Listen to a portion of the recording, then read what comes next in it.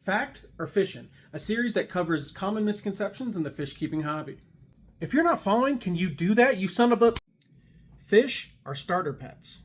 Firstly, no pet is a starter pet. All of them are animals and they should be treated with respect. But I definitely say that fish aren't starter pets because there's a lot of things that go wrong with a fish tank and they always need to be supervised, especially because it's usually open air and you can just put stuff in there, and toddlers or kids are curious, right? They'll put their hands in there, they'll throw stuff in it.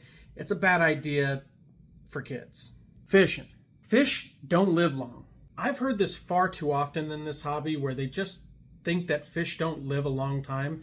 There are some fish in freshwater or saltwater that can last 20 plus years if you keep them in the right conditions. If you hear somebody saying that fish don't live long, they're probably just a bad fish keeper. Sure, your average guppy isn't going to last as long as, a dog on average, but for the most part, fish last a pretty decent amount of time.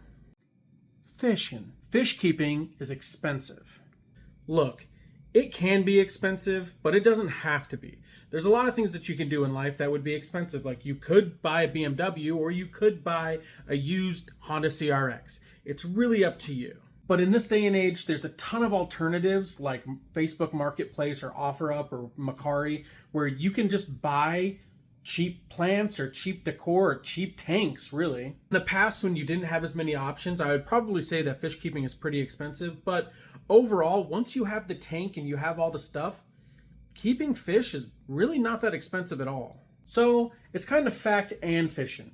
I can't say either because, I spend money on rimless tanks and all the CO2, shenanigans, but you can make it really cheap. Make sure that you're following. We're doing giveaways very soon. I'll see you guys later.